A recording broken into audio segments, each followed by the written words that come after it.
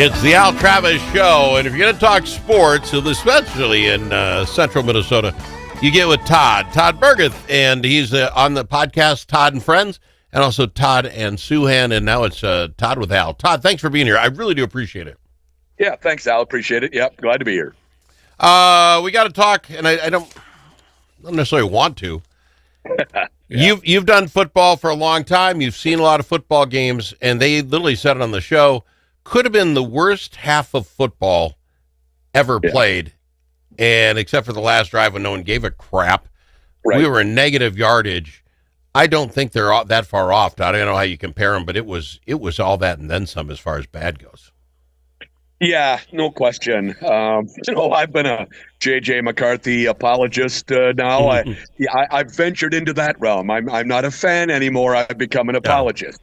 For J.J. McCarthy because he just has looked awful. He has looked unprepared and like he was not ready to be a starting quarterback in the NFL. It's starting to look like the Vikings misunderstood his level of talent and readiness for the NFL. I was so big on McCarthy because I trusted KOC. Well, now that trust is being eroded, I think, for a lot of the fan base. And with the Wilfs, who spent over $300 million in the offseason shoring up a veteran defense, veteran offensive lineman, brought in Adam Thielen when they were going to be short of wide receivers for only a few weeks. The Wilfs just want to win. They're not an ownership group that believes in tear it down to the studs so we can get a higher draft pick. No tanking, no rebuilding. They want to try and win every year. They want to rebuild on the fly. KOC and Kwesi Adofo-Mensah convinced them that the surest way of getting to a Super Bowl was to have a young quarterback on his rookie contract and then supplement veterans around him, and you can win that way. Well, it hasn't turned out that way so far. And McCarthy has looked honestly overwhelmed and completely unprepared to be an NFL starting quarterback. Okay, the guy wins a national championship. He only lost 2 football games like in his whole high school career and on. So what else you got to do to be prepared? And this is where I'm not blaming JJ alone. You got picked. They moved. Cam and KOC moved up to get him. They put him in a top 10 position. So now we expect certain things out of him. Some other quarterbacks have some pretty bad first couple of years. They come around. I don't want to give up on the kid because I think there's more there. And when I look at the losses, again, maybe we wouldn't win the ball game, but if number 4 Price doesn't do whatever that kickoff recovery thing was, why he was in the way, that fumble cost us 7 points. It's not 10-6 now; it's 17-6. Now we need our quarterback to do something. I could tell you, I think we could have won that game if that wasn't happening like that. Then was it 2 weeks before? A couple of fumbles, right? And we set us up for loss. In the middle between those, we were leading with 50 seconds to go. If those 3 games were different, and not by much that JJ had to do anything different, if those 3 things changed, we'd be having a whole nother conversation. We'd be 1 game out of the lead of the division, and I'm telling you, those 3 things had nothing to do with JJ. You know my point? It's a win-loss thing, and it's like, even if he doesn't do anything different, the cast around him does, we're having another call. I'll give you the Bears game. The other 2 games, it was going to take something from JJ to make those wins happen. The Bears game was on the special teams 100%. JJ led him down the field. He gave him the lead. And then we had 3 guys play hero ball and run out of their lane and not do their simple job. Even if it's still 10-6 when if he doesn't have that ball bounce off his foot, we didn't see from JJ that he was going to be able to operate the offense in a fashion to put touchdowns on the board, other than when it was the end of the game and garbage time, and when the Packers were just playing a prevent defense. Now, the Packers are on defense really good, and they're really young. The Vikings, on the other hand, are really old. They're one of the oldest teams in the NFL with a rookie quarterback. The reason they're so old is because they can't draft. Cam has proven that he's not good at drafting at all. And so they've gone out in free agency. But I've heard multiple NFL analysts who played or coached saying that you cannot sustain a winning program by relying as heavily on free agents as the Vikings are and have. That's got to change. They have to begin to draft better. But in terms of the close losses, sometimes they're close wins, sometimes they're close losses. Yeah. And again, the turnovers have changed. Last year, defense had 30 of them. This year, we've got 9 or something. They're not doing the same that way, and sometimes that's lucky bounces. But Cam and KOC, that's where I was going with this. They went all in for JJ. Yep. Up until today's news, we find out he might be on concussion protocol. I was betting they couldn't seat him. They had to play this kid out because I think Cam and KOC's jobs hinge on the fact that he can be the next superstar quarterback. Right? The quarterback whisperer said it. You went and picked him up. So I think they're concerned about their jobs. Now we hear JJ has concussion or maybe in the protocol. 2 things on this. If that happened during the game, how did we not know about it, right? I mean, we were playing a kid with a concussion. He went out there. No one's talking to him in between downs or and when we were on the sidelines. I find that hard to believe.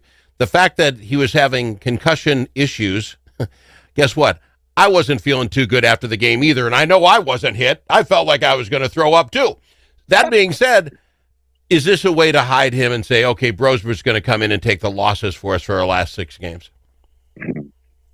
Well, he's not going to be out for 6 games. He doesn't have a concussion history. It probably missed this week in the protocol and back after that. You're right in the fact that they hitched their wagon to J.J. McCarthy, and they convinced the ownership to spend a ton of money on free agents. Now it's going south on him. I think Cam's job is in jeopardy. I don't think KOC's is. He's shown, he's winning 65% of his games or whatever. He would be snapped up immediately by someone else as the head coach. Cam will not be. If they let him go after this season, the first thing that's looked at by ownership in hiring a GM or player personnel director is how have you drafted in the past? And he's terrible. 12% of his draft picks have started games for the Vikings. Every other team in the division is between 34 and 36% of their draft picks starting for them at some point since Cam took over. So that's on him. In terms of why didn't they notice the concussion, I don't know. I don't think that he wasn't presenting symptoms. I saw the play in which they believe he was concussed.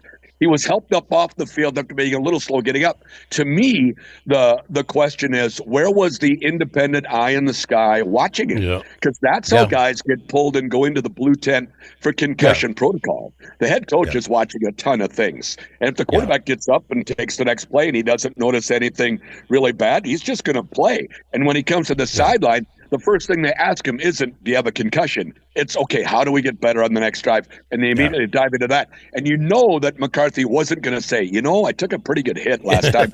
Maybe I should get checked out. Players don't do that. So I don't think they covered the concussion.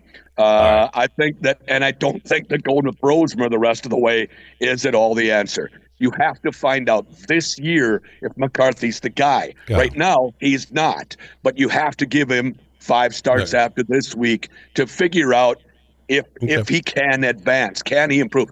He's got a big arm. He's got plenty of mobility. He's very smart. He's a leader of men at a young age. All of those things are good. He's also incredibly accurate and can't read a defense. So we'll see if they can get him to do those 2 things. All right. I got to fly. Let's talk little Timberwolves right after this break. I've got him, Todd Bergeth, talking all things sports. He knows what he's talking about. I don't know what he's going to do to help me with my Timberwolves. I want on this bandwagon so bad. We'll talk with him about that right after this on the Al Travis Show.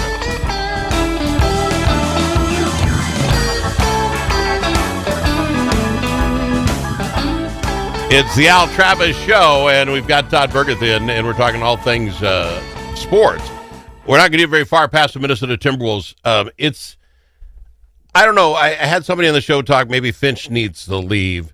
There's something wrong mentally with this squad. 2 times in a row, you get to the Western Conference Finals. And now you're not OKC. I get that. They won the whole thing, but they're running like they did. It was the end of the season. We get here, and now we're having people go, we just aren't meshing well yet. What the heck you talk about not meshing well? You're the same guys who played 80 games last year for the most part. Todd, what is their problem? They literally lost to a sub-500 team, first time of the year, to Portland in OT. No, it wasn't Portland. I'm sorry. Sacramento, thank you. In overtime, they had Phoenix 8 points with 50 seconds to go, Yeah. And then they lose that game, and they've not won with a team over 500 yet. This team doesn't seem to be mentally the team that needs to be. No, so I look at Anthony Edwards, and he's a star player. He's a true star player. I'm not going to go superstar. He hasn't made any finals. He hasn't won any MVPs. He hit 43 in Sacramento when they lost, in large part because of him. So you might say, well, if he doesn't have 43 points, they're not in the game anyway.